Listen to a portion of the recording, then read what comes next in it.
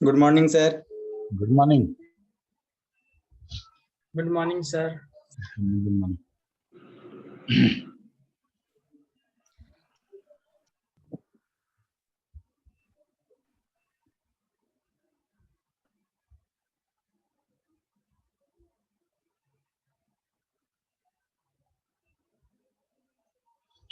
हम लोग eight the rate edit देख चुके थे। उस बटन से शुरू करेंगे नहीं? विंडो से स्टार्ट करना था सर। अच्छा हाँ, पुश बटन भी देख चुके थे।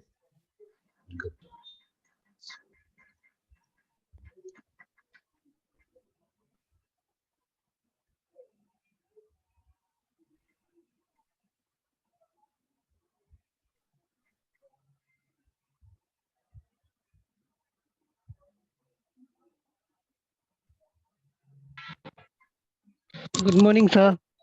Good morning.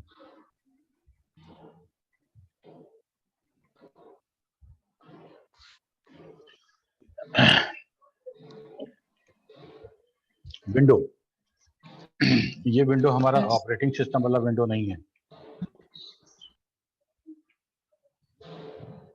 ये विंडो हम अपने फॉक्सटेल प्रोग्राम में क्रिएट करते हैं। विंडो स्क्रीन को कुछ रीजन में बदल देने के लिए, चेंज करने के लिए। और अगर मान लो हम यही काम रेक्टेंगुलर बॉक्स से भी कर रहे थे, लेकिन रेक्टेंगुलर बॉक्स के साथ क्या प्रॉब्लम था कि अगर हम उसमें कुछ ऐसा @ वाला कमांड लिखते हैं जो विंडो के बाहर जा रहा है तो बाहर चला जाएगा। ठीक है, इसीलिए हम लोग विंडो क्रिएट करते हैं क्योंकि हम जो काम करें वो उस विंडो के अंदर ही रहे। अगर उससे ज़्यादा हो रहा है तो वो ट्रांसलेट होकर दूसरे लैंग्वेज में। सब ज्वाइन कर ले पहले।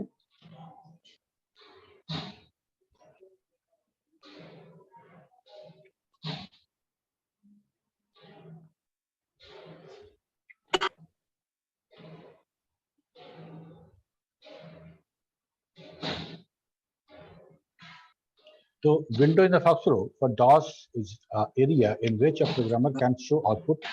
It is something like box, but much powerful than the simple box. Commands are define window, activate window, title and footer, deactivate window, hide window, release window, save and restore window. पहले हम window define करेंगे। Define करने का मतलब ये नहीं है कि हमको स्क्रीन पे वो दिखने लगे। डिफाइन कर देंगे और जब एक्टिव करना होगा, जब दिखाना होगा तो म्यूट करो यार। ठीक है, और एक्टिव कर दिए और वो दिखने लगा तो अब उस विंडो को डीएक्टिवेट कर देना है। तो डीएक्टिवेट कर देंगे तो वो दिखना बंद हो जाएगा।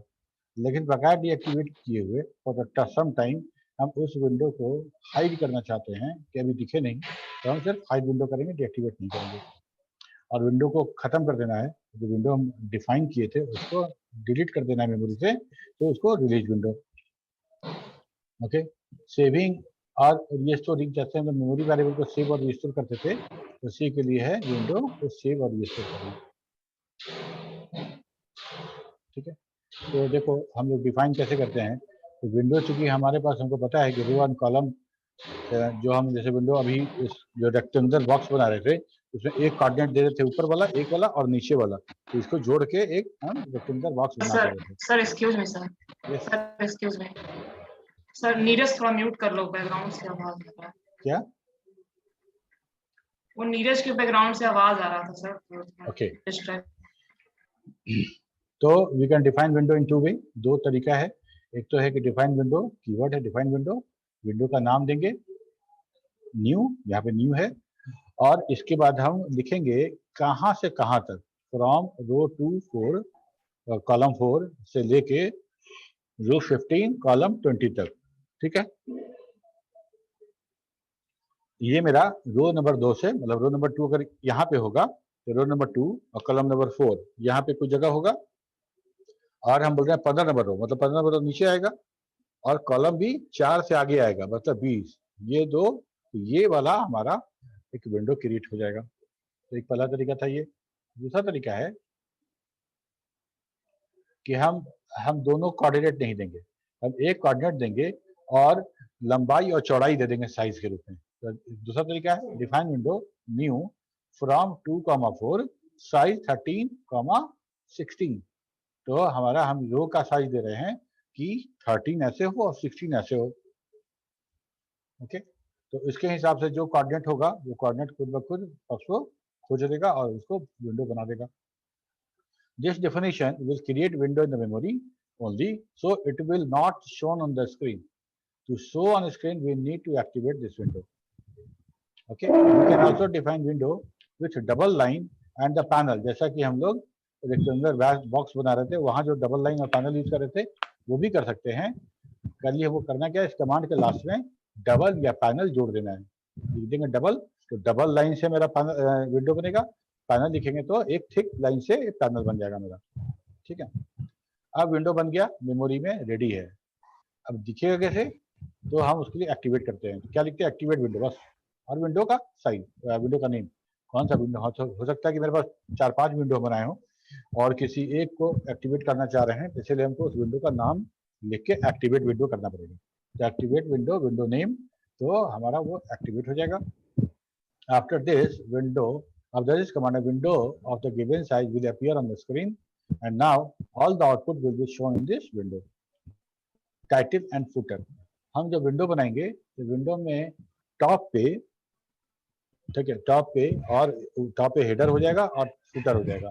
तो हमको टाइटल देना हो तो टाइटल भी हम उसको दे सकते हैं वहां पे। जैसे मान लो हर जगह पे कि यहाँ पे रखे तो टाइटल ये हो, हम दिखाएंगे भी। We can add title and footer with the window. Title appears on the top header में and footer appears on the bottom.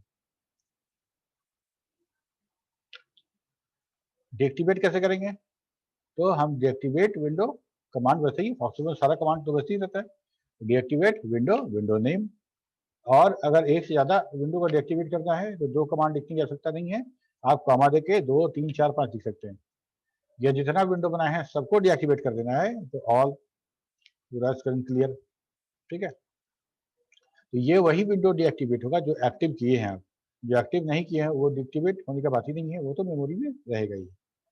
Window hide करना है, मतलब कुछ हम डिस्प्ले कराना चाहते हैं तो उस समय के लिए हम विंडो हाइड करना चाहते हैं थोड़ा टेम्पोररी बेसिस, क्योंकि अगर हम डीएक्टिवेट करेंगे तो एक्टिवेट करने में थोड़ा टाइम लगेगा, प्रोसेस करना पड़ेगा, मेमोरी से लाके उसको स्क्रीन पे लगाना पड़ेगा। अगर बार बार हमको हाइड, बार बार थोड़ी देर पे हमको हाइड करना है तो हम क्या करेंगे कि हाइड कर लेंगे। सपोज करो कि हम एरर मैसेज कंट्रोल कर रहे हैं और जो भी एरर आएगा एक पर्टिकुलर जगह बना दी है नीचे कि सारा एरर इसी विंडो में आना चाहिए। तो एरर जब आएगा तो विंडो अपीयर होगा, अदरवाइज वो विंडो नहीं रहेगा। जब कुछ एरर आएगा तो विंडो अपीयर होगा और उसके अंदर हम मैसेज डिस्प्ले कर देंगे। ठीक है, विंडो जो हम डिफाइन किए हैं उसको रिलीज करना चाहते हैं, उसको मेमोरी से हटाना चाहते हैं, मतलब कहो कि उसको डिलीट कर देना चाहते हैं। तब उसके लिए क्या है मेरे पास, रिलीज विंडो कमांड है। रिलीज विंडो और विंडो नेम, ठीक है, एक बार में एक या एक से ज्यादा हाइड का मतलब क्या होता है लगा के सब। शुभम कुछ बोल रहे हो?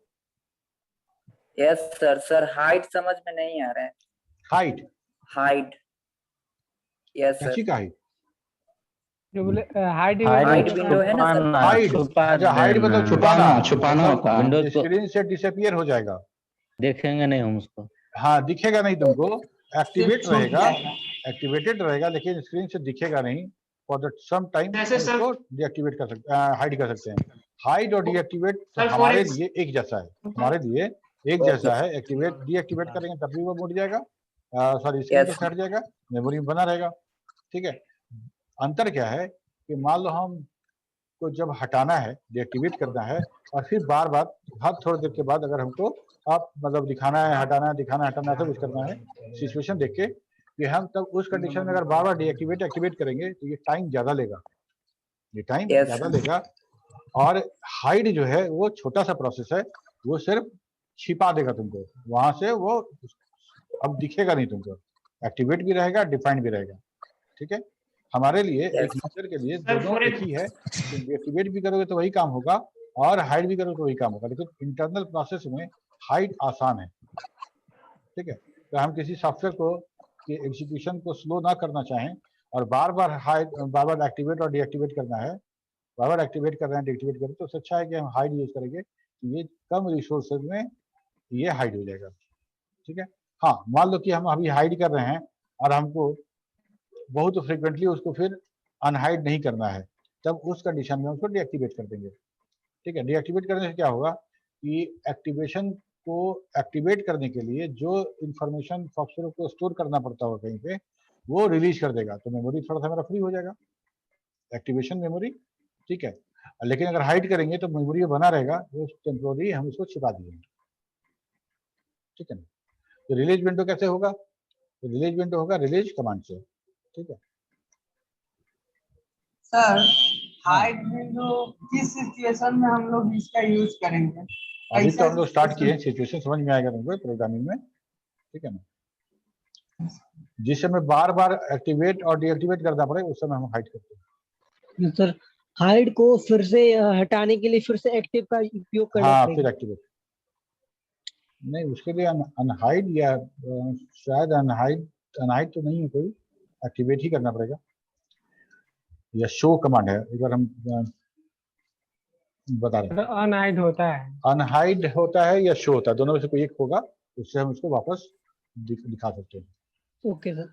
If you want to save window definition from memory to file, अगर मान लो हम विंडो बनाए हैं और मेमोरी में है और उसको फाइल में सेव करना चाहते हैं, तो नेक्स्ट टाइम अब इसी फाइल से हम फिर से विंडो बना दें, इसी साइज का, कमांड ना लिखना पड़े। तो हम क्या लिखेंगे? Save window new to new नाम का फाइल बन जाएगा। ठीक है। और न्यू डॉट विन नाम का एक फाइल बनेगा जिसमें सारा जो विंडो का तुम दिए थे रो एंड कॉलम और सब कुछ, वो स्टेटमेंट उसमें सेव हो जाएगा। ठीक है। इतना ही नहीं, आप एक विंडो के अलावा कई विंडो को या सारे विंडो को भी सेव कर सकते हैं। जब हम फाइल में सेव करेंगे तो रिस्टोर कैसे करेंगे? तो रिस्टोर विंडो। ठीक है। रिस्टोर विंडो, अब विंडो का नाम देंगे और फाइल का नाम देंगे कि from new dot win file से न्यू नाम का विंडो एक्टिवेट कर लीजिए, रिस्टोर कर लीजिए, मेमोरी में आ जाएगा, फिर उसको एक्टिवेट करेंगे, काम कर लेंगे। अगर ऑल करना है तो ऑल भी यूज कर सकते हैं, लिखेंगे restore window all from new file, file name is new. Okay.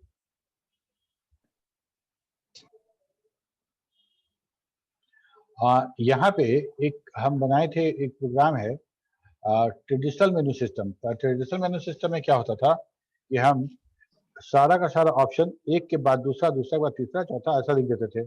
जो तुम लोग को डू केस में एक बताए थे कि एक नंबर में सम कर दो, 2 नंबर में प्राइम कर दो, 3 नंबर में कर दो, और हम चॉइस मांगेंगे और चॉइस को डू केस में यूज करके हम काम कर लेंगे। ठीक है। तो उसी चीज को ट्रेडिशनल जो हमारा मेनू था उसको हम लोग ऐसे लिख सकते थे, और ऐसे लिखने के बाद हमको थोड़ा सा लुक एंड फील बदल जाएगा। ये इस तरह का आएगा, ये इस तरह का आएगा। अब डाउन एरो जाके आप जिस पे क्लिक कीजिएगा वो वाला ऑन हो जाएगा। ठीक है।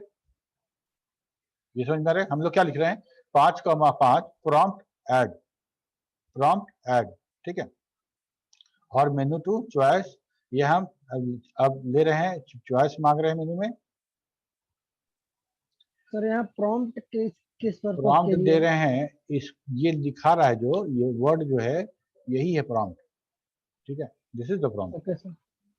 ये और जगह भी यूज होगा, अभी हम लोग जब काम करेंगे तो क्या लिखे देखो, clear, clear setup of 5,5 add 7, ये सारा का सारा प्रॉम्प्ट लिख दिए वहां पे, सारा का सारा। अभी हम लोग क्या कर रहे थे पहले वाले कंडीशन में, टेक्स्ट इन टेक्स्ट के बीच में ये add subtract multiplied divide exit ये लिख देते हैं, लेकिन एट द रेट करके हम एक प्रॉपर लोकेशन पे नहीं लिख पाते। ये प्रॉपर लोकेशन पे हम नहीं लिख सकते थे, और जब हम एक प्रॉपर लोकेशन पे लिख रहे हैं तो वहां पे से करके अगर हम कुछ लिखना चाहते हैं at the rate row and column से, तो वो हमारा सेलेक्ट डिसेलेक्ट नहीं होगा। सेलेक्ट डिसेलेक्ट अप एरो और डाउन एरो से हम नहीं कर पाएंगे। तो हम ये चाह रहे थे कि एक हॉरिजॉन्टल मेनू हमको मिल जाए, सारा मेनू आइटम, और जिसको अप एरो और डाउन एरो से हम सेलेक्ट कर सके, और जहां हम प्रेस करेंगे वो हमारा वैल्यू मिलेगा 1 2, इसका वैल्यू 1 2 3 4 5।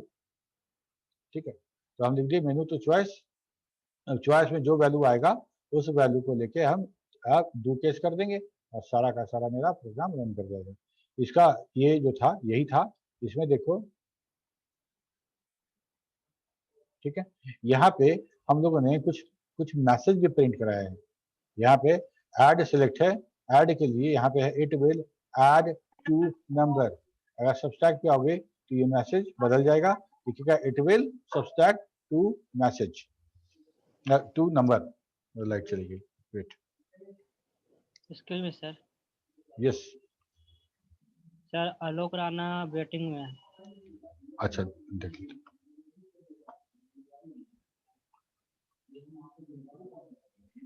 आ गए सर। आ गया ना, तो हम तो ओके कर ही लिए थे आगे तो। Yes sir. तो ये मेरा प्रॉम्प्ट है, प्रॉम्प्ट को जैसे अप डाउन से सिलेक्ट करेंगे ये काम हो रहा है। ये मैसेज कैसे आ रहा है? मैसेज आ रहा है जब हम प्रॉम्प्ट में जब ऐड दिख रहे थे इसके आगे मैसेज वर्ड यूज करके हम लिख दिए मैसेज, ठीक है। ये वाला जो प्रोग्राम था इसी को मॉडिफाई किए, यहाँ पे ऐड के बाद मैसेज लिख के वो मैसेज लिख दिए, ये वाला it will add to number, it will add to number. जैसे ही तुम डाउन एरो से अप एरो से जिस प्रॉम्प्ट पे जाओगे तो हमारे फूटर में वो मैसेज दिखेगा, ठीक है। और इतना ही नहीं है कि मैसेज हमारा हमेशा वही दिखेगा, given message will be displayed at the bottom row, we can change it also by set message to row number, ठीक है।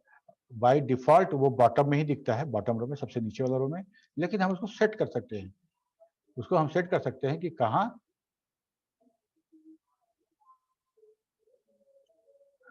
दिख। ओ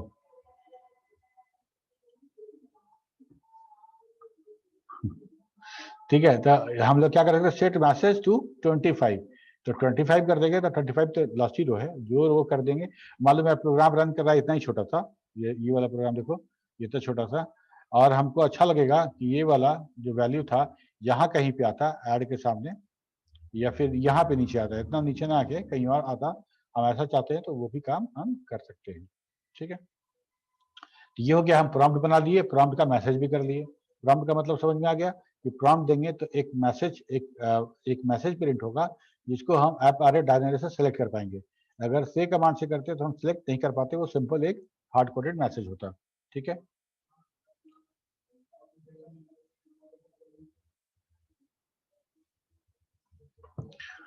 ओके, आ गया।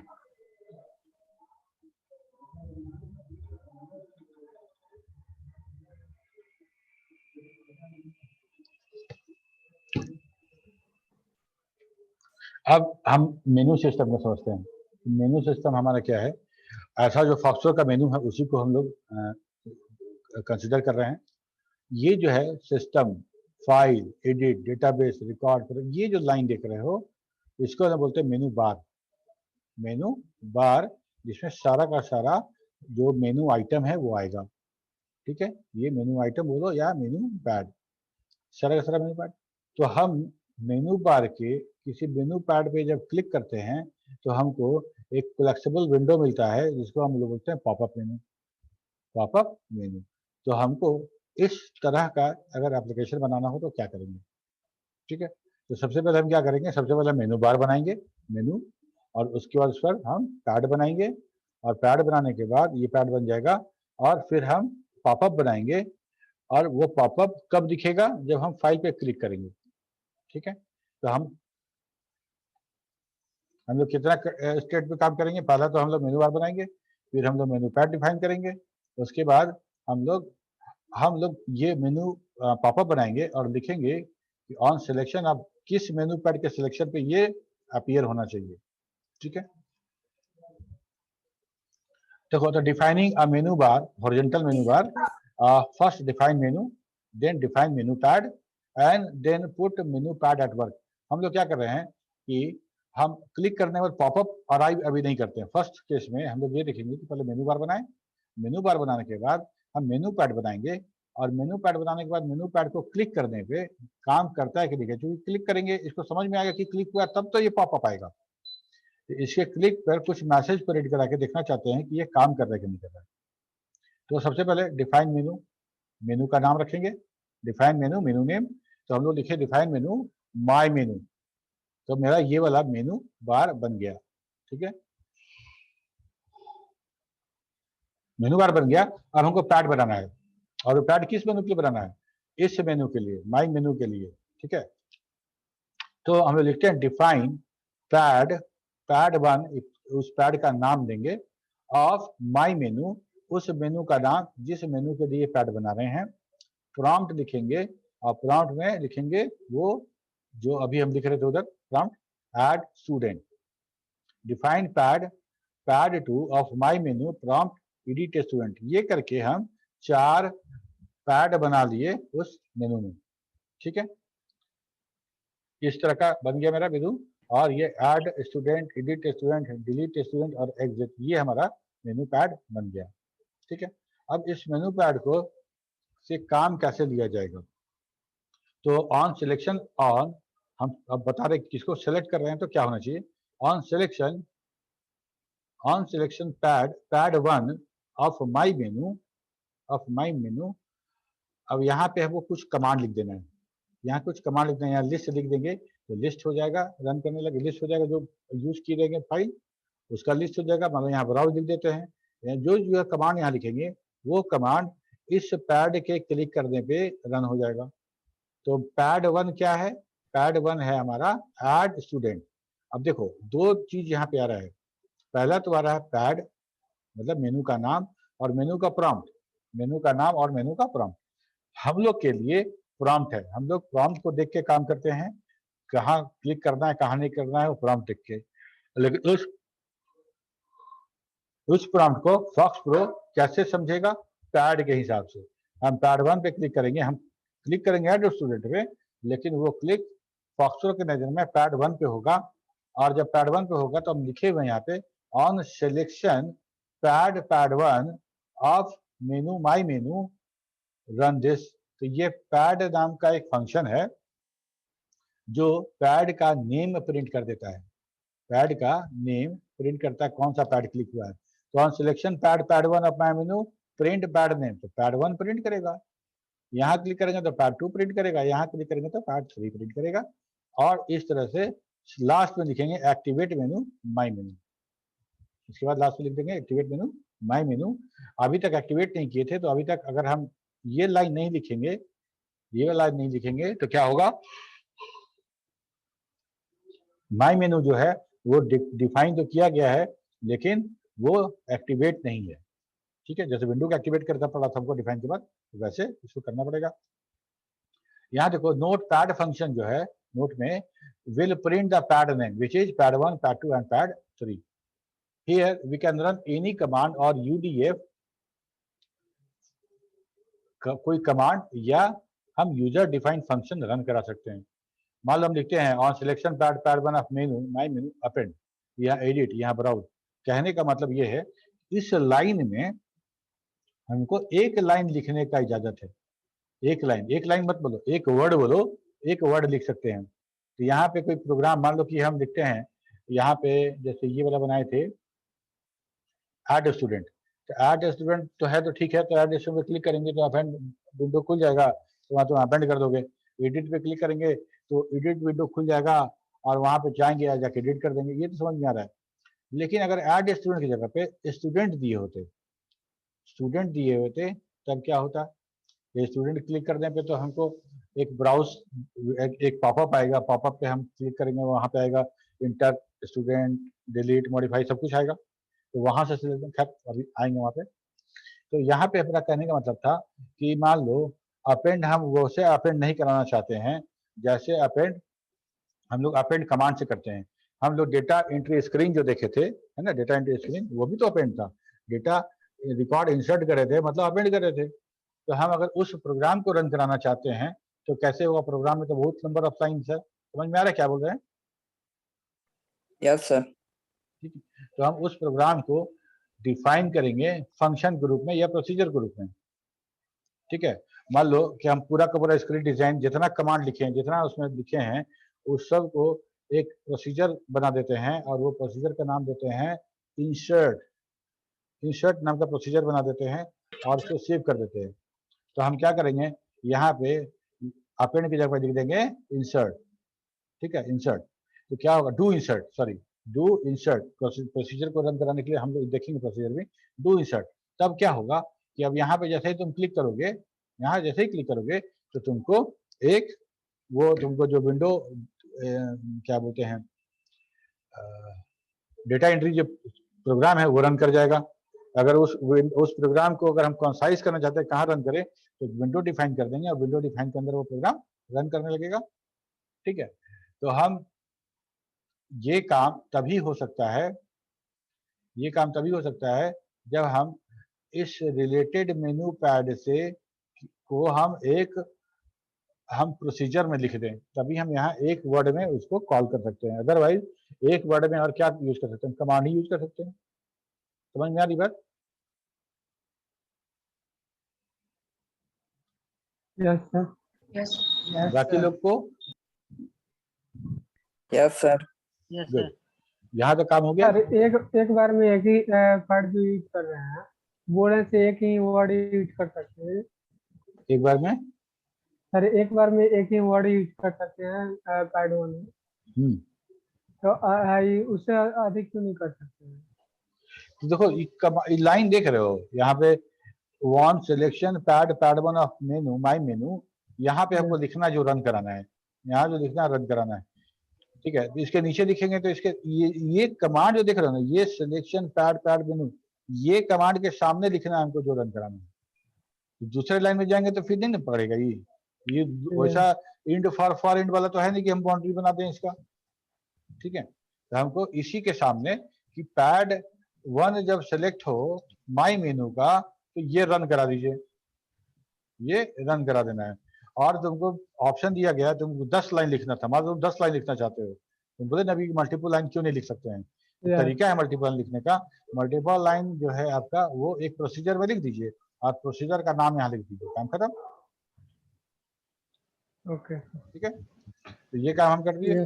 तो हमको ये हो गया कि भाई अब हम यहाँ पे क्लिक करेंगे तो यहाँ पे अपेंड विंडो अपने आप खुल जाएगा फॉक्सर वाला। लेकिन यहाँ पे अगर इंसर्ट लिख देते हैं प्रोसीजर डू इंसर्ट, तो यहाँ पे जैसे ही क्लिक करेंगे तो हमारा वो जो हम लोग देखे थे जो डेटा एंट्री विंडो था, do you want to add more और सब कुछ यस नो, वो यहाँ पे रन कर जाएगा। तो ज्यादा अच्छा लगेगा बशर्ते कि हम फॉक्सर का अपेंड खोल दें। ठीक है, ये काम हो गया। दूसरा काम कि हम ऐड स्टूडेंट ना लिख के यहाँ सिर्फ स्टूडेंट लिखते और स्टूडेंट पर क्लिक करते, तब मेरे पास एक पॉपअप आता, उसमें रहता ऐड स्टूडेंट, एडिट स्टूडेंट और डिलीट स्टूडेंट, और यहाँ लिख देते टीचर। यहाँ पे इस पैड पे लिखते टीचर और यहाँ क्लिक करते तो आता add teacher, edit teacher, delete teacher, यहाँ मार्क्स रहता। ठीक है, तो मार्क्स रहता तो मार्क्स क्लिक करते तो आता कि इंटर मार्क्स और नीचे रहता रिजल्ट, वहां रिजल्ट पे क्लिक करते और रोल नंबर पूछता तो रोल नंबर का रिपोर्ट बना देता मार्कशीट की तरह से।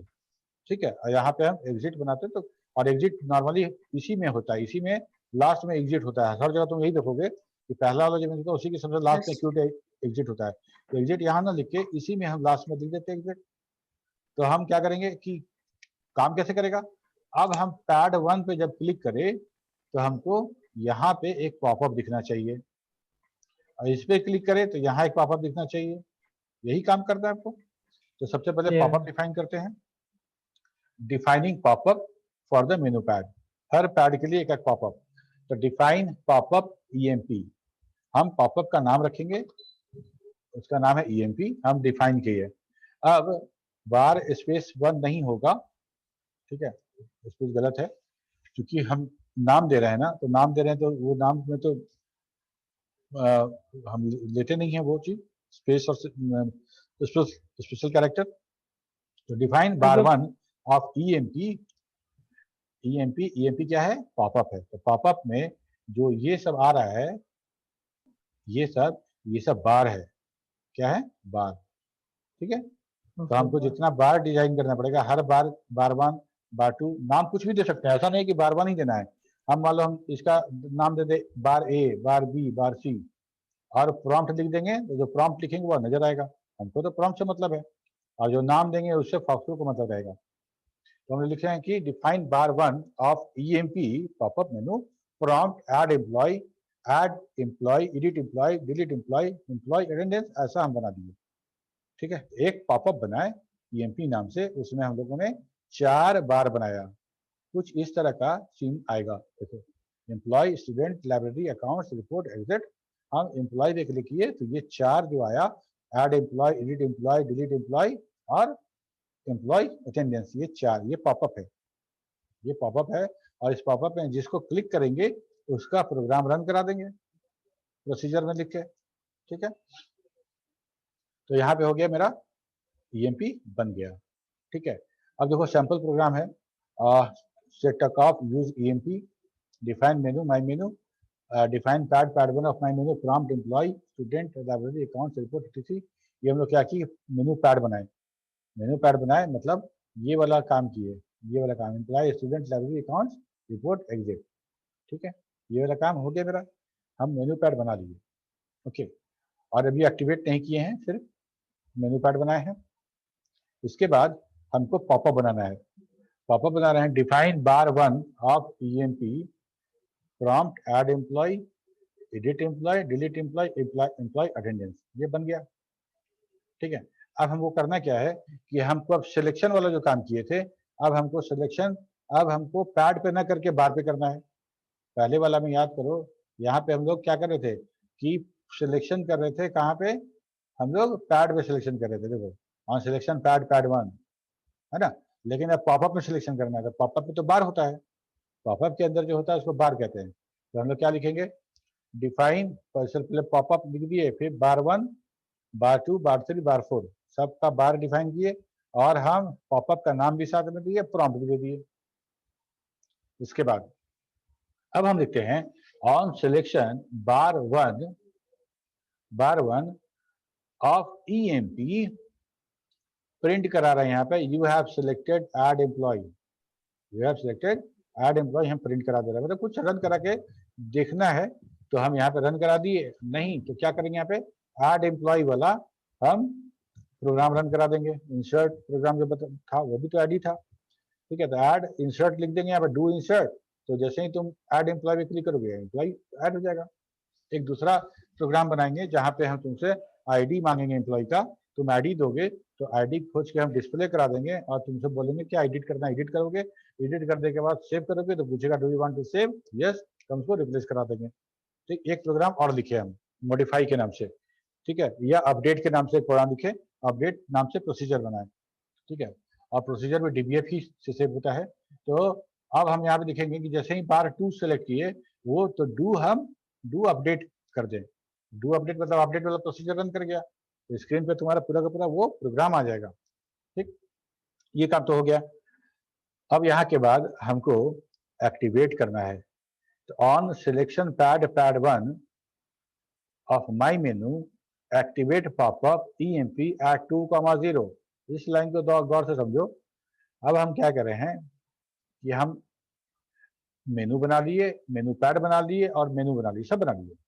अब हम क्या कहते हैं कि जब हम एम्प्लॉय पे क्लिक करें, पैड 1 पे जब हम क्लिक करें तो मेरा जो पॉपअप बनाए हैं ईएमपी वो एक्टिवेट हो जाए। तो एक्टिवेट कहाँ हो जाए, मतलब हम एम्प्लॉय यहाँ क्लिक करें, ये पॉपअप यहाँ पे आएगा तो अच्छा तो नहीं लगेगा, है ना। हमको हर पैड के नीचे ही पॉपअप दिखाना चाहते हैं, और मेनू सिस्टम ऐसे ही होता है। हम लाइब्रेरी क्लिक करेंगे तो इसका पॉपअप रिपोर्ट के नीचे तो नहीं आना चाहिए। ठीक है, तो हम जब पॉपअप को एक्टिवेट करेंगे तो साथ में रो एंड कॉलम भी देते हैं।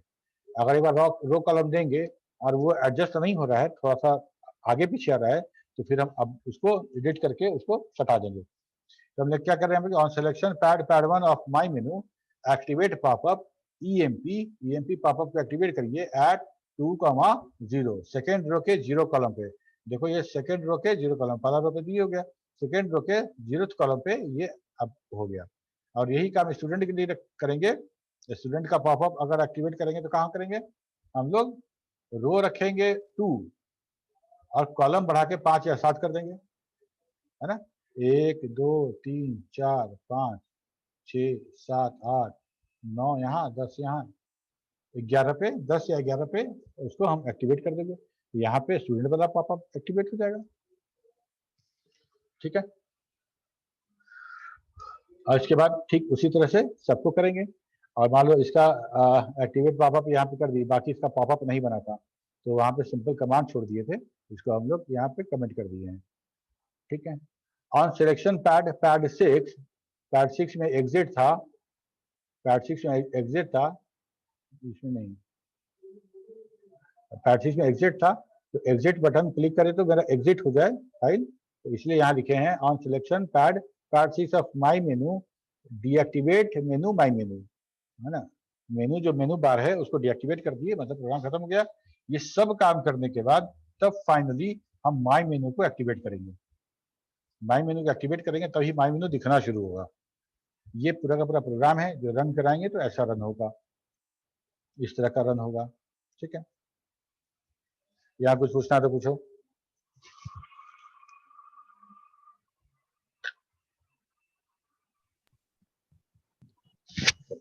Any question? सर मेनू बार और मेनू पैड में क्या अंतर है सर?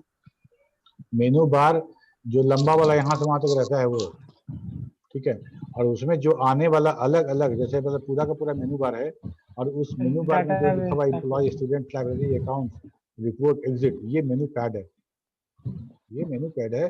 और ये पूरा जो लंबा सा यहाँ से ऊपर वाला रो में है, तो सारा का सारा हमारा मेनू बार है। मेनू बार सारे मेनू पैड को हम कलेक्शन ऑफ मेनू कर देंगे तो वो मेनू बार हो गया।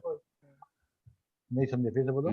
Sir collection of menu pad मेनू हाँ बार कह सकते हैं वो। बोल सकते हैं। ये हमारा जो लंबा सा दिख रहे हो यही बार है ना, बार है। और जैसे मान लो बार जैसे बोलते हैं हम लोग, बार में देखे होगे कि काउंटर लगा रहता है, बहुत सारा आदमी बैठा रहता है, ठीक है। तो उसी ठीक है कि ये बहुत बड़ा सा बार है और ये बार पे हर आदमी बैठा हुआ है, तो यही पैड है। उस बार पे, उस काउंटर पे बैठने के लिए जगह सबका दिया गया है, वही पैड है। और हर पैड को क्लिक करने पे हमको कुछ काम कराना है, या तो हम डायरेक्टली हम रन करा लें कमांड या कोई प्रोसीजर, या तो हम उसके क्लिक करने पे हम पॉपअप को एक्टिवेट करा लें। दोनों काम कर सकते हैं, दोनों काम कर सकते हैं। हम यहाँ पे पैड पे क्लिक कर रहे थे तो हम रन करा रहे थे, और यहाँ पे हम पैड पे क्लिक कर रहे हैं तो हम पॉपअप करा रहे हैं। मतलब यहाँ पे क्लिक रिकॉग्नाइज होना चाहिए फॉक्सट्रॉट की तरफ से।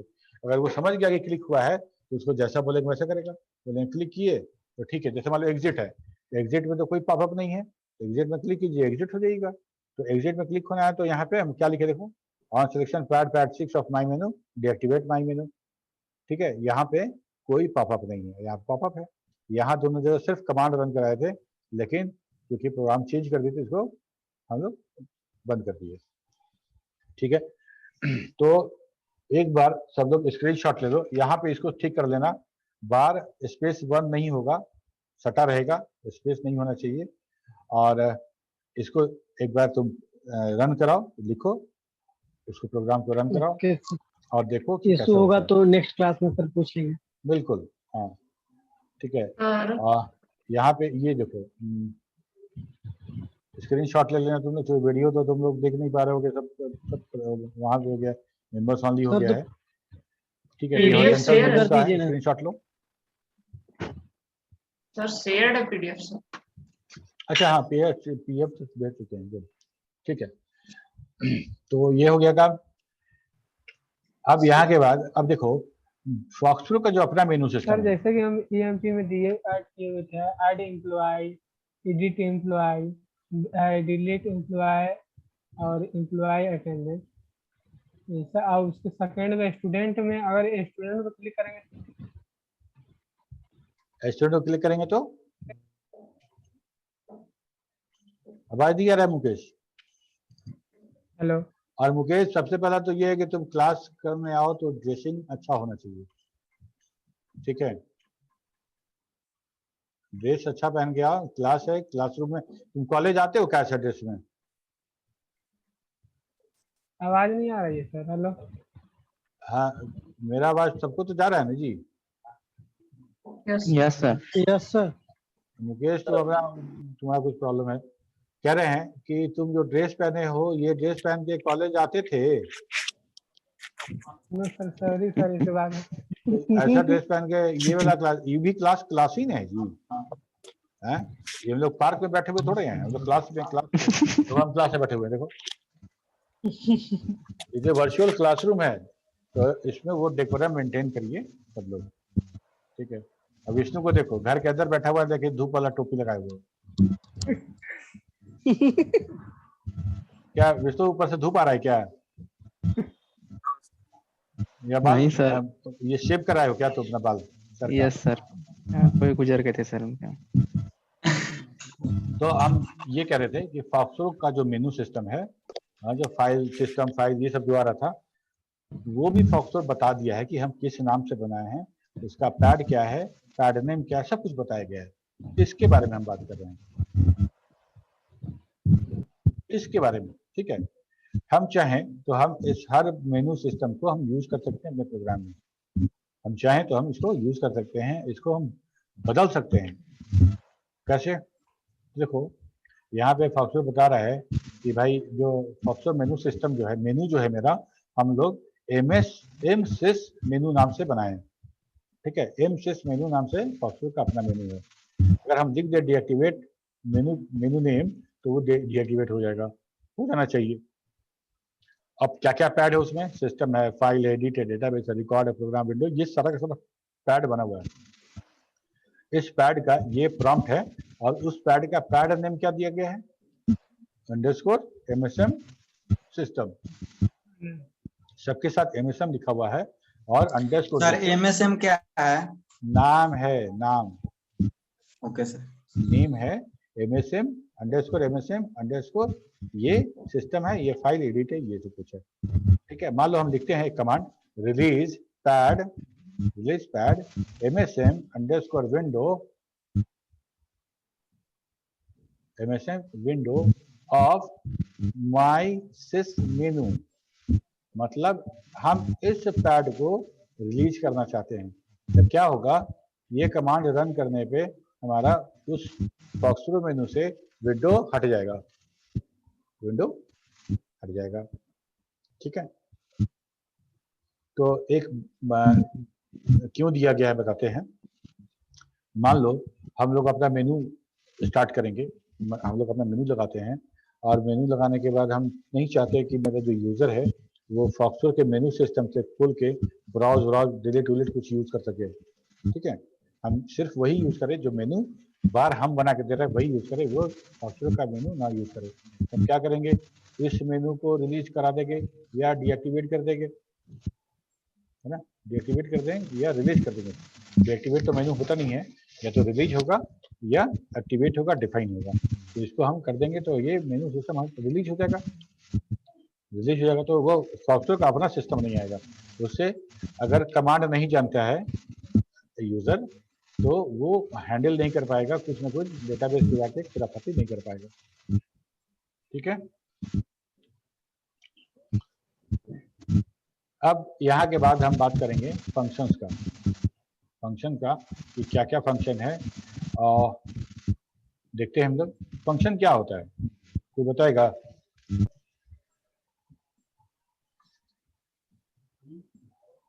क्यूबेसिक में फंक्शन पढ़े हो, प्रोसीजर फंक्शन कुछ? यस सर, फंक्शन बताए। यस सर, बताया सर। और कोई उसको मतलब एक बार से ज्यादा उसका यूज करना है तो उसको फंक्शन बना, जैसे सर 2 नंबर को ऐड करना है तो एक बार उसको डिफाइन करके जब भी चाहे उसको यूज कर सकते हैं। बिल्कुल। फंक्शन 2 पर क्या होता है? तो इतना ही नहीं, और भी बहुत सारा सर लगा दिए। तो बहुत सारा इसमें है कि मान लो हम अपने प्रोग्राम को, जैसे स्टूडेंट है, एक स्टूडेंट हो गया, स्टूडेंट के अंदर हम ऐड कर रहे हैं, एडिट कर रहे हैं, डिलीट कर रहे हैं, बहुत सारा काम हो गया। और टीचर्स को भी ऐड कर रहे हैं, एडिट कर रहे हैं, डिलीट कर रहे हैं, अटेंडेंस में हो सकता है, ऐड अटेंडेंस, मॉडिफाई अटेंडेंस, बहुत सारा काम हो सकता है। हर छोटा छोटा काम अगर हम सबको, सबके लिए अगर फंक्शन लिख देते हैं, सबके लिए फंक्शन लिख देते हैं, सब अलग अलग, तो क्या होगा? एक तो मेरे मेनू सिस्टम के लिए जरूरी है, अगर मेनू सिस्टम यूज कर रहे हैं तो फंक्शन में होगा तभी कॉल कर पाएंगे, क्योंकि हमको उसी लाइन में लिखना है उसको, और फंक्शन में लिख देंगे तो पूरा प्रोग्राम हम एक क्लिक पे रन करा सकते हैं, पहला बात। दूसरा कि इस तरह के प्रोसीड्यूरल लैंग्वेज में एक और फायदा क्या है कि अगर किसी तरह का प्रॉब्लम हमको आता है उस सेक्शन में, तो हमको सिर्फ वही फंक्शन चेक करना पड़ेगा, मान लो ऐड स्टूडेंट ठीक से काम नहीं हो रहा है, ऐड स्टूडेंट ठीक से काम नहीं हो रहा है, तो हमको पूरा प्रोग्राम चेक नहीं करना है, हमको सिर्फ उस फंक्शन को चेक करना है और काम कर लेना है। ठीक है, आज के डेट में आज जो हम सॉफ्टवेयर यूज करते हैं उसमें सारा का सारा इसी तरह का ऑब्जेक्ट ओरिएंटेड रूप में बनाया जाता है। फायदा क्या है कि मान लो कि कुछ दिन बाद कंपनी को लगा कि ऐड स्टूडेंट एक मॉड्यूल है, उसमें कुछ अपडेट चाहिए, ठीक है, उसमें कुछ अपडेट चाहिए, तो क्या करेगा वो तुमको अपडेट भेजेगा और सिर्फ उस मॉड्यूल का अपडेट भेजेगा, पूरा सॉफ्टवेयर का अपडेट नहीं भेजा जाएगा। तब छोटा छोटा भाग में बांटने से क्या हो गया कि हमको उसको डिबग करना आसान हो गया, उसको मेंटेन करना आसान हो गया, उसको अपडेट करना आसान हो गया। ठीक है, तो इस तरह से हम प्रोसीजरल लैंग्वेज यूज करते हैं, हर चीज को छोटे छोटे भाग में बांट देते हैं और हर चीज को छोटे छोटे भाग में बांटने से काम आसान हो जाता है। मान लो हमको एक बड़ा सा प्रोजेक्ट बनाना है अपने कॉलेज के लिए, ठीक है, तो हम लोग बोलते हैं कि एक मेनू पैड होगा, मेनू बार में जो आएगा वो स्टूडेंट होगा, एक टीचर होगा और मान लो इतना ही। तो हम क्या किए कि भाई स्टूडेंट के लिए ऐड स्टूडेंट का प्रोग्राम संभव लिखेगा और एडिट के लिए सौरभ लिखेगा और डिलीट के लिए नीरज लिखेगा। तो तुमको तो एक ही काम मिला, यस सर, तुमको एक काम मिला, तुम आसानी भी हो सब तीनों अपना अपना काम लिख के सबमिट करोगे, जो तुम्हारा जो सीनियर प्रोग्रामर होगा वो तीनों प्रोग्राम को ऐड करके पूरा का पूरा बना देगा उसको। तो आसान हो गया, हम टीम में काम कर सकते हैं, हम टीम में काम कर सकते हैं, हम डिबग आसानी से कर सकते हैं, हम अपडेट आसानी से कर सकते हैं, बल्कि हम ये कहें कि ऑनलाइन ऑन द इंटरनेट हम किसी को अपडेट भेज सकते हैं बहुत आराम से, बहुत कम डेटा में अपडेट डाउनलोड हो जाएगा। अगर पूरा सॉफ्टवेयर अगर डाउनलोड करना पड़ता अपडेट करने के लिए तो बहुत मुसीबत, बहुत प्रॉब्लम होता। ठीक है, ये सारा का सारा फंक्शन है। तो फंक्शन दो तरह का, कौन कौन सा? एक लाइब्रेरी फंक्शन है, हम लोग बहुत सारा लाइब्रेरी फंक्शन देखे। लाइब्रेरी इसलिए कहते हैं कि जिस तरह से हमारे हर चीज का लाइब्रेरी होता है, जहाँ पे कि रेडीमेड चीज पड़ा रहता है, गो एंड यूज इट। चाहे तुम हम बात करें कि बुक का लाइब्रेरी ले लो, चाहे पहले तो चलता था वो सीडी लाइब्रेरी, जहाँ से सिनेमा का सीडी मिलता था या वो कैसेट मिलता था वीसीआर वाला। ठीक है, और भी लाइब्रेरी होता है जहाँ से पहले हम तो कॉमिक्स नहीं आता है, तो कॉमिक्स बहुत आता था। ठीक है, तो हम लोग के टाइम में तो हम लोग म्यूट करो, कहाँ से आवाज आ रहा है सौरभ? तो उस तरह का लाइब्रेरी है जहाँ पे तुमको कुछ नहीं करना है, तुम वो सारा सामान वहाँ पे जाना है और उसको वहाँ से इस्तेमाल कर लेना है। ठीक है, उसके लिए जो कोडिंग किया गया है, जो कोड लिखा गया है, वो फॉक्सो कोड लिख के कंपाइल करा के दिया गया है तुमको कोई कोड नहीं करना, तुमको जस्ट यूज करना है इसको। ठीक है, तो library function FoxPro provides hundreds of ready-made function, ready to use function to simplify the programming burden. We just need to call them, जैसे min, max, date, बहुत सारा फंक्शन था। अगर मान लो min का फंक्शन नहीं होता तो min के लिए हमको कोड लिखना पड़ता है। ठीक है, तो जो जनरल पर्पस है, जो सबको काम आएगा, जो बहुत फ्रिक्वेंटली नीडेड है, उस तरह के ऑपरेशन के लिए उस सारा का सारा लिख के ऑलरेडी दिया गया है।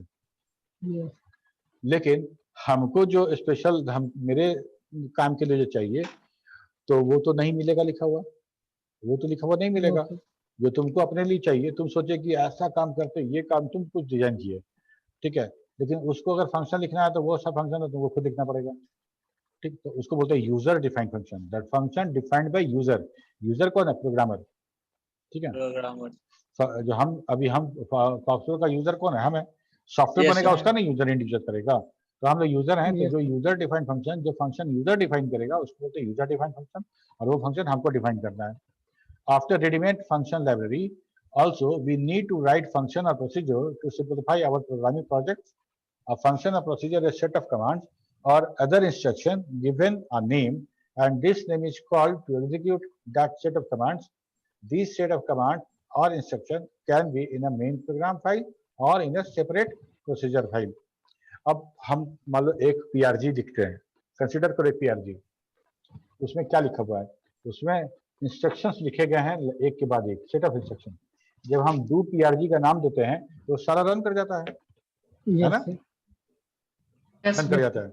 अगर मान लो कि हम इसी PRG को, ये जो PRG लिखे हैं, इसको हम प्रोसीजर बना दें, तब क्या कर सकते हैं, इस प्रोग्राम को दूसरे प्रोग्राम में कॉल कर सकते हैं, यस सर, प्रोग्राम को दूसरे प्रोग्राम में आप कॉल कर सकते हैं। ठीक है, मान लो तुम बनाए मॉडी कमांड add.prg, उसमें तुम लिखे कि इनपुट एक number, inter a number, input inter another number, और नीचे तुम बोले एडिशन बराबर दिस वन, तुम बना दिए add.prg। यस अब हम add.prg को अगर हम इसी चीज के ऊपर में लिख दे कि प्रोसीजर है, प्रोसीजर का नाम ऐड है, और हम किसी दूसरे प्रोग्राम में अगर 2 नंबर को ऐड करने का काम पड़ता है, तो हमको फिर कोड नहीं लिखना पड़ेगा, उस पीआरजी को यूज कर लेंगे, उस प्रोसीजर को, उस फंक्शन को यहाँ यूज कर लेंगे, तो मेरा काम रन कर जाएगा।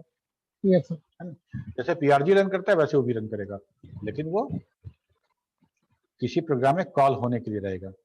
A function is defined with the function keyword and has a name maximum 10 character long starting with the alphabet or underscore and can contain any combination letter number।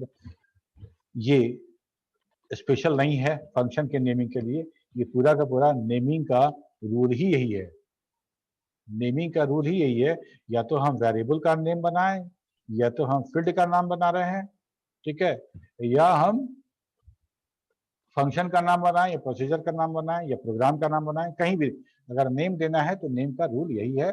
यह पहला जो लेटर होगा, पहला कैरेक्टर जो होगा तो वो अल्फाबेट होगा, उसके बाद आप कुछ भी रख सकते हैं, कोई स्पेशल सिंबल अलाउड नहीं होगा। इसलिए बार स्पेस 1 था तो हम बोले थे कि बार 1 कर लेना, स्पेस गलती से कर गया।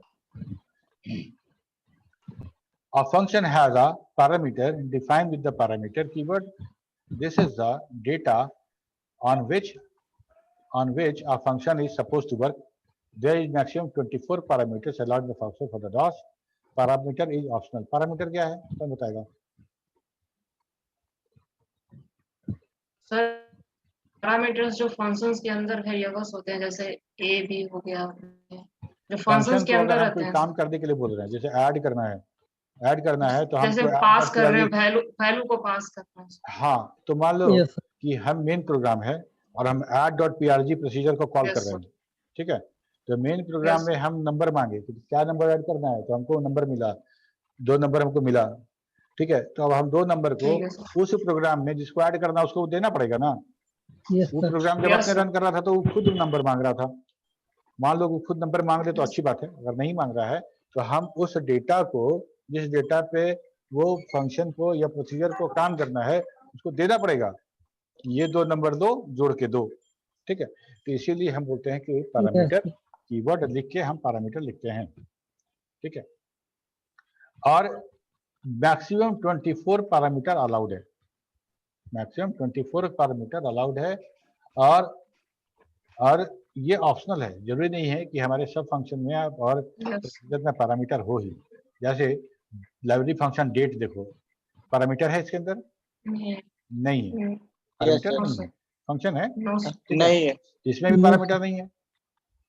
लेकिन No, sir. अगर मंथ देखते हैं तो इसके अंदर करेंट डेट पैरामीटर दिया गया, इस करेंट डेट का मंथ बताएगा। और देखो day, Yes, sir. Day Yes, sir. Function भी था, डे के अंदर भी पैरामीटर है, एक डे डेट में भी देंगे सर, तो यस, उसका डे बताएगा, पैरामीटर दिया हुआ है डेट का। ठीक है, तो पैरेंथेसिस Yes, तो sir. अगर फंक्शन है तो पैरेंथेसिस होना ही होना है, अगर पैरेंथेसिस नहीं दोगे Yes. तो वेरिएबल समझ Yes. लेगा, पैरेंथेसिस नहीं दोगे तो वेरिएबल समझ लेगा और तुमको Yes, मैसेज sir. देगा कि वेरिएबल इज नॉट डिफाइंड। अगर इस तरह से वेरिएबल डिफाइंड होगा Yes. तो कुछ का कुछ हो जाएगा, ठीक है। Return statement send back the execution to caller program with और विदाउट रिजल्ट। देखो, 2 काम करना है, एक मेन प्रोग्राम है जो फंक्शन कॉल करेगा, फंक्शन कॉल करेगा, तो जो कॉल कर रहा है वो हो गया कॉलर, ठीक है, Yes. और जो कॉल हुआ, जो सर्विस के लिए आया, सेवा करने के लिए जिसको पुकारा गया, वो हो गया कॉल्ड। हम मेन प्रोग्राम Yes. है, हमको ऐड करने के लिए सौरभ को बुलाना था तो हम सौरभ को बुलाए कि सौरभ इसको ऐड करना है, ठीक है, तो Yes, sir. हम हो गए कॉलर, कॉलर और सौरभ हो गया कॉल्ड, और पुकारने वाला और जिसको पुकारा गया, ठीक है। तो रिटर्न स्टेटमेंट जो है, हम रिटर्न स्टेटमेंट को यूज करते हैं कि प्रोग्राम का एग्जीक्यूशन वापस चला जाए कॉलर में, वापस कॉलर में चला जाए, तो हर प्रोग्राम में, हर फंक्शन में रिटर्न लिख देंगे, तो जैसे ही रिटर्न स्टेटमेंट आएगा तो वो फंक्शन एग्जीक्यूशन बंद कर देगा और वो सीधे वापस अपने कॉलर प्रोग्राम में चला जाएगा उसका जो एग्जीक्यूशन पॉइंटर है। कैसे बनाएंगे देखो, for example clear set talk off एक फंक्शन बना रहे हैं, input enter a number, sorry एक प्रोग्राम बना रहे हैं और फंक्शन से कॉल करेंगे। Input enter a number to num और लिखते हैं प्रिंट माई स्क्वायर और ऑड इवन और पैरेंथेसिस में नम पास कर दिया जो पैरामीटर, ठीक है। और ये दो फंक्शन है जो स्क्वायर नहीं लिखे थे इसीलिए कि स्क्वायर नाम का फंक्शन सॉफ्टवेयर का अपना भी है, तो माई स्क्वायर नाम से लिखे थे। तो क्या हुआ कि फंक्शन देखो रन कैसे करना शुरू किया। अच्छा पहले हम लोग फंक्शन देखते हैं क्या बनाए। फंक्शन कीवर्ड, उसके बाद फंक्शन का नाम माई स्क्वायर, फंक्शन का नाम माई स्क्वायर, इसके नीचे पैरामीटर और नम नाम का पैरामीटर है, इसी में वैल्यू आएगा जिसको स्क्वायर करना है। अब रिटर्न नम गुना नम, तो नम गुना नम करिए, वैल्यू के साथ रिटर्न हो जाइए, वापस कॉलर में चल जाना है, ठीक है। और फंक्शन ऑड इवन देखो, function keyword odd even, parameter again num. अब हम लिख रहे हैं इफ नम परसेंट डू बराबर 0 तो return even is return odd, तो रिटर्न मतलब यहाँ से वापस कॉलर में जाना है और इस वैल्यू को लेके जाना है, रिटर्न इवन, तो इवन को रिटर्न करेगा और वापस हमारा जो एग्जीक्यूशन पॉइंटर है वो वापस यहाँ चलाएगा। तो चूंकि ये सारा का सारा एक ही प्रोग्राम में लिखा गया है, ये सारा का सारा एक ही प्रोग्राम में लिखा गया है, तो जैसे ही यहाँ पे मेरा पॉइंटर आता है और देखता है माई स्क्वायर, क्या करेगा वो खोजेगा कि माई स्क्वायर नाम का फंक्शन या प्रोसीजर है क्या, नहीं फंक्शन, प्रोसीजर नहीं फंक्शन है क्या, तो दिखेगा हाँ है, इसका कोड रन करा देगा वो। इसका रन जैसे ही रिटर्न मिलेगा वैसे ही रिटर्न यहाँ पे आएगा और प्रिंट कमांड है तो ये वैल्यू जो रिटर्न हुआ उसको प्रिंट कर देगा, ठीक। Yes sir. इसके बाद वो निचला लाइन पे आएगा, सेकंड लाइन पे आएगा और उसको मिलेगा ऑड इवन। अच्छा यह भी फंक्शन है, तो क्या करेगा इस फंक्शन के पास खोजेगा कि ऑड इवन नाम का फंक्शन है कि नहीं, और साथ में यहाँ शिफ्ट कर जाएगा। शिफ्ट ऐसे शिफ्ट नहीं करेगा, ये इस नंबर को लेके शिफ्ट करेगा, इसके अंदर कोई वैल्यू है ना, इस वैल्यू को लेके शिफ्ट करेगा और इसके पैरामीटर वाले में वैल्यू स्टोर हो जाएगा, ठीक है। इसके पैरामीटर में वैल्यू स्टोर हो गया और इसी वैल्यू को हम लोग लॉजिकली चेक करके पता कर रहे हैं कि ऑड है कि इवन है। ये समझ में आया कि नहीं आया बताओ सर।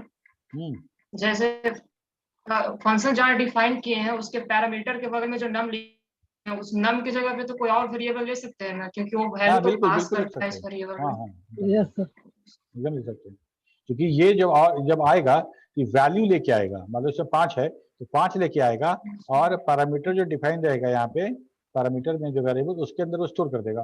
अगर मान लो यहाँ पे हम num1 लिख देते हैं तो हमको यहाँ num1 गुना num1 लिखना पड़ेगा, num1 गुना num1 लिखना पड़ेगा, ठीक है। तो ये हमारा फंक्शन हो गया। हम लोग we can write procedure also in the same way, हम लोग प्रोसीजर भी लिख सकते हैं, कुछ अंतर है देखते हैं क्या है। And we call procedure with do procedure name, जैसे हम प्रोग्राम रन कराते हैं PRG वैसे प्रोसीजर भी रन कराएंगे। Clear set talk off enter a number to num do my square with num, ठीक है। वहां पे हम लोग क्या लिखे थे, वहां पे हम लोग क्वेश्चन मार्क लिख रहे थे, ठीक है। यहाँ पे डू माई स्क्वायर लिखे with num, do odd even with num. अब आगे देखो Saurabh, yes Saurabh. Sir next class का टाइम हो चुका है, लिंक भी आया हुआ है। अच्छा ठीक है, तो हम ये प्रोसीजर अगले क्लास में बताएंगे, ठीक है। ओके ठीक है चलो okay bye. Okay thank you sir. Thank you sir. Thank you sir. Thank you sir. Thank you sir. सबको एक साथ वेलकम। रोल नंबर नहीं बनेगा सर? बन गया।